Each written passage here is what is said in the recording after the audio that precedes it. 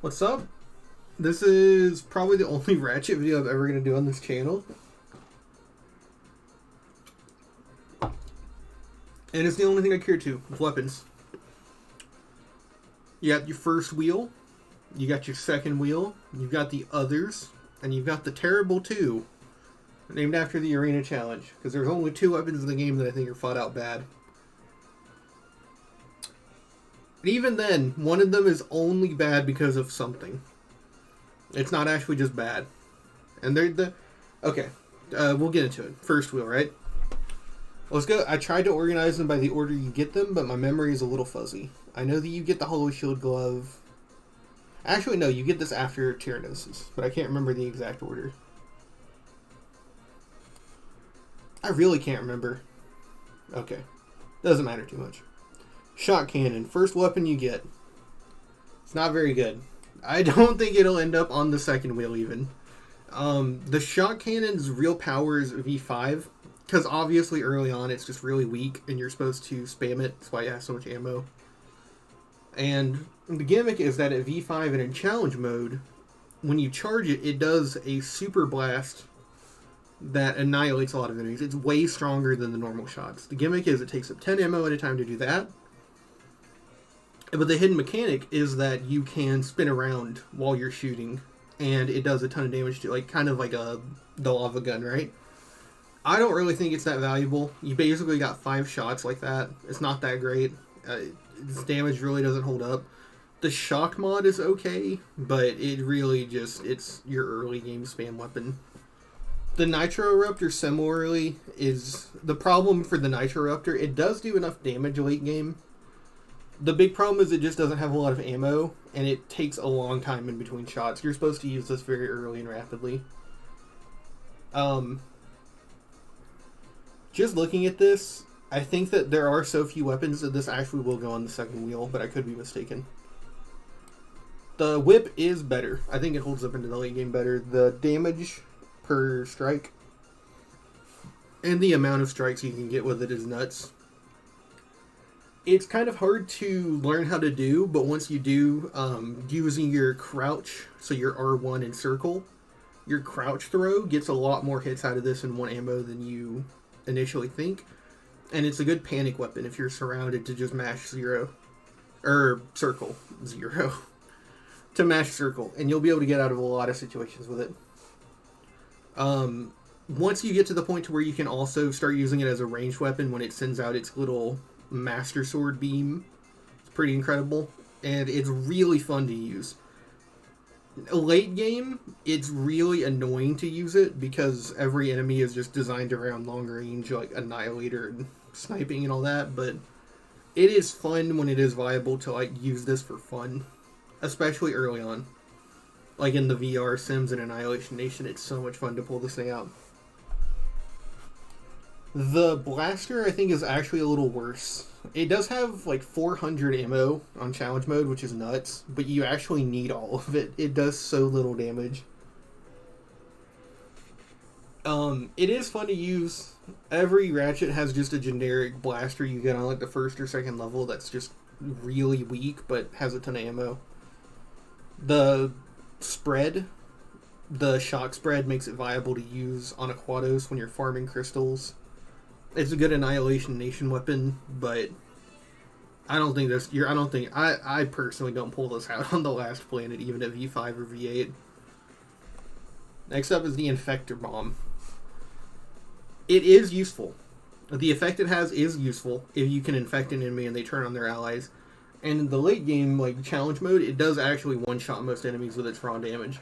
The bigger problem is, even if you pick this up on your first run on the Phoenix, it can take all the way to like Tyrannosis or Dax until it's maxed out. It just takes way too long to level, and that is like consistently using it, switching back to it every time you destroy an ammo box. It's too slow to level up. And it's one of those weapons where you notice, because of the fact that you're like fighting around leveling it up, that like you get hit more because of like trying to use it without killing other things with other weapons, so you actually get the experience. It's like so annoying to use this thing. But it isn't bad in the late game. I don't think any weapon on here is bad in the late game in damage. It's just so annoying to level. It has to honestly go in its own tier. The Suck Cannon late game, I think, is actually probably better than these two.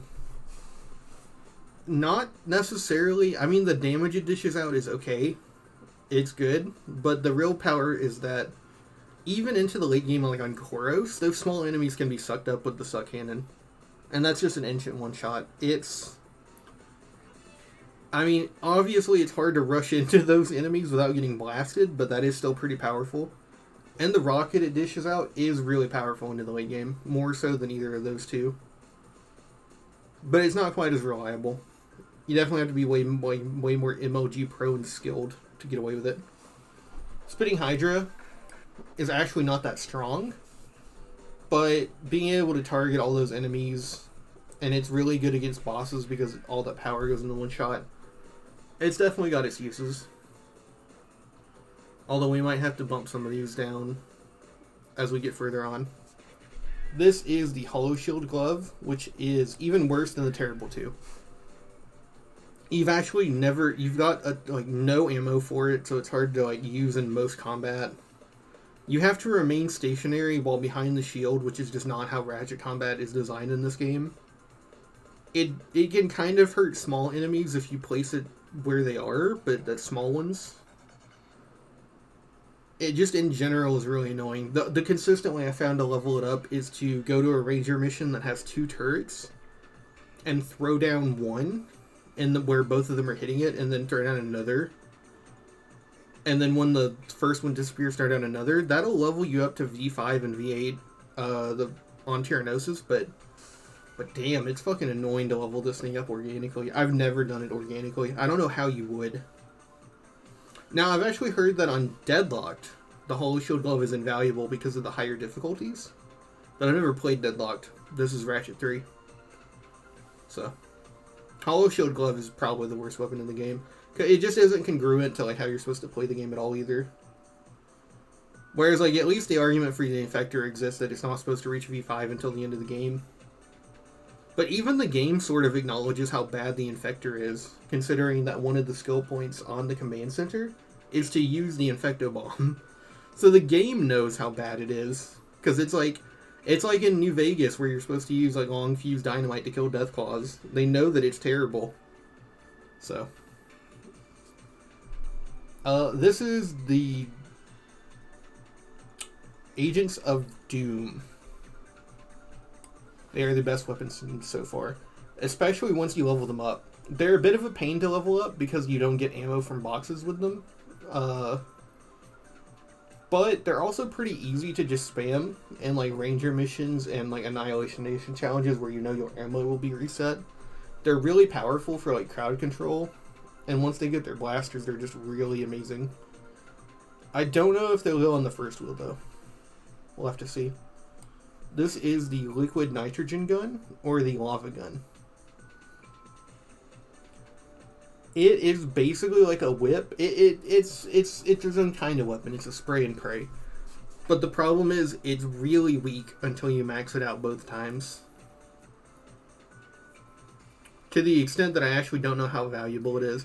But it is a spray and pray weapon, and spray and pray weapons are really fun to use. I think we'll put it right below the whip. Flux Rifle is on the first wheel. Flux Rifle at V8 has a bonus that is never told to you. But if you aim with the scope, it does more damage. Sniping enemies that are really troublesome from far away. There's an exact scenario in Metropolis where you're running through the level, and if you look to the left, you can see a guy that's floating there that's going to ambush you. And you can shoot him, and when you go later on in the level, he isn't there. And that's something that's possible with the Flux Rifle. It's so cool. Using this as a strafe weapon is also really devastating. It one-shots almost anything. And it levels so fast because they know you're not supposed to strafe with it. So if you do, it levels super quickly because they expect you to take out one enemy from a range and then start the fight. But yeah. This is also useful for those rocket launchers. During ranger missions. The guys with green guns. The 4-eyed Tyrannoids. It's a great weapon. I believe speedrunners literally use this to beat the Bio-Obliterator without ever getting into the ship, which is nuts. This is the Annihilator, which turns into the Decimator. Weaker than the Flux Rifle, but more useful in more combat scenarios.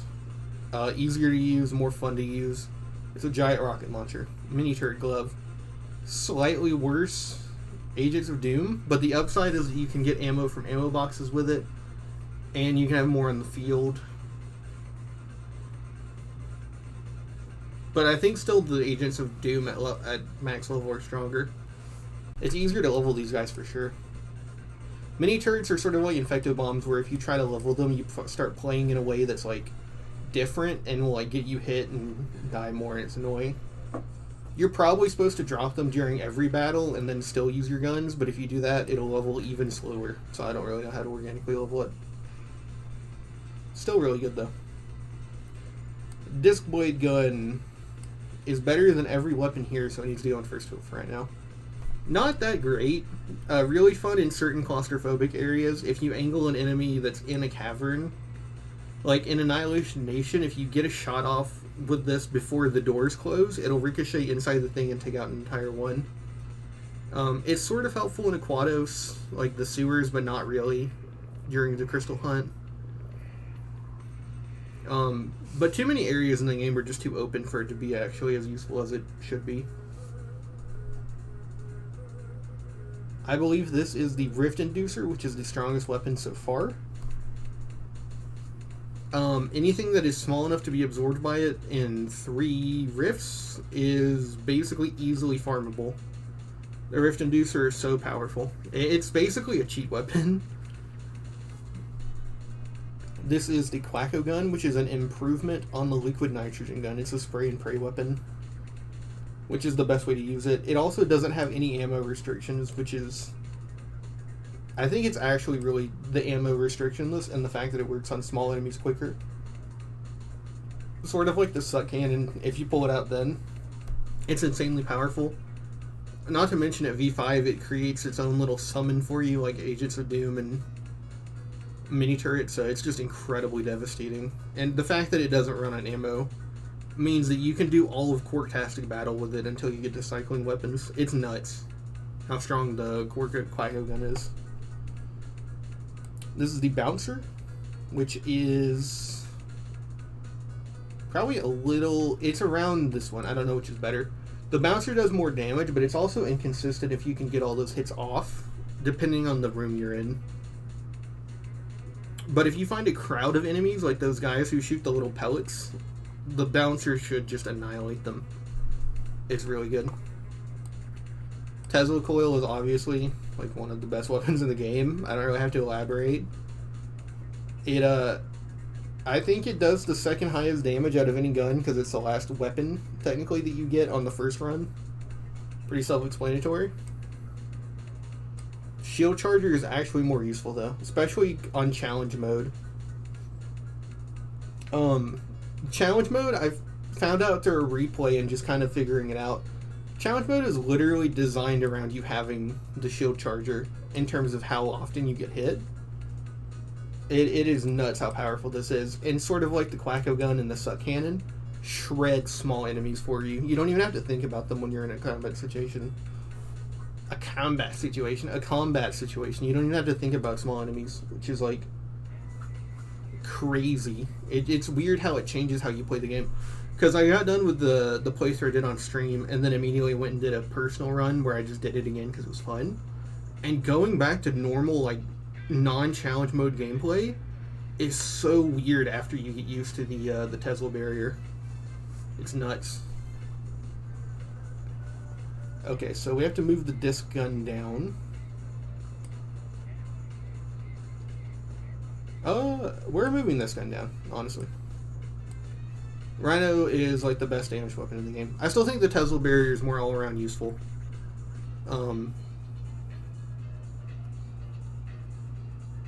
But yeah, Rhino obviously does the most damage. Now, it's actually contentious which of these is better for most combat. On the lower levels of the Rhino doesn't one-shot certain enemies that I believe the Plasma Coil actually can. And once you get to the screen wipe is actually relatively small. Whereas the plasma coil will actually go across the whole screen. And I think that the plasma coil is actually a little bit stronger. But that's just coming from how I feel about the game and playing it.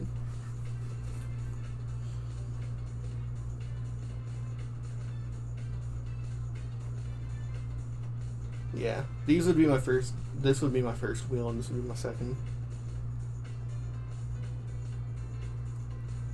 I should note that all of these are fun to use except for these two.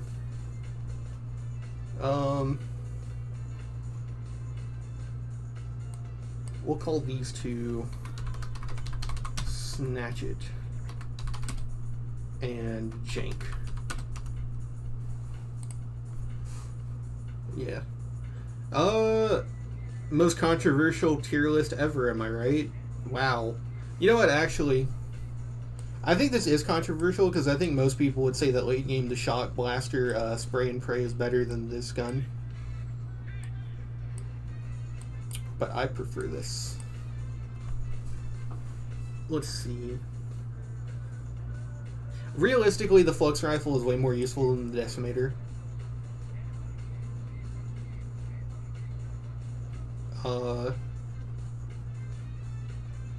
If we're organizing within the tier, that actually changes things a little bit.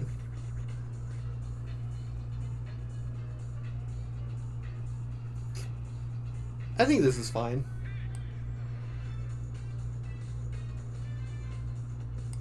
No, the Suck Cannon is explicitly a worse spray and pray than the Liquid Nitrogen. The Liquid Nitrogen would one-shot anything the Suck Cannon would suck up. Yeah. And honestly, well, I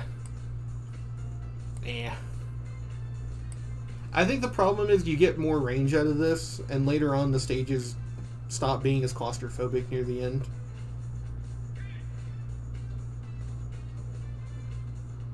But the problem is the Hydra falls off so much in damage. You might actually have to do that. And I think that the all-around combat utility of the mini turret, it's harder to level, but that doesn't make it worse as a weapon while you are using it than the Agents of Doom are. I still think the disc gun is like a high-tier weapon, it's just only one wheel. But that's my opinion as someone who has played this game a lot as a youngin' and has recently done 2 challenge run almost 100% playthroughs. I got every skill point and every trophy except for the 5 speed runs of the Court comics. Because those are not Ratchet gameplay. Those are Court gameplay. So yeah, comment and tell me why I'm wrong. I want to stream Rift Apart, but it will make my computer explode. So yeah. What do you disagree with? What hidden mechanic did I miss? I think I got them all. Maybe this. I don't really care which order you do for that. They're both equally the end game loadout. You put this on and then start shooting with this when they're all maxed out. Yeah, that's it. Bye.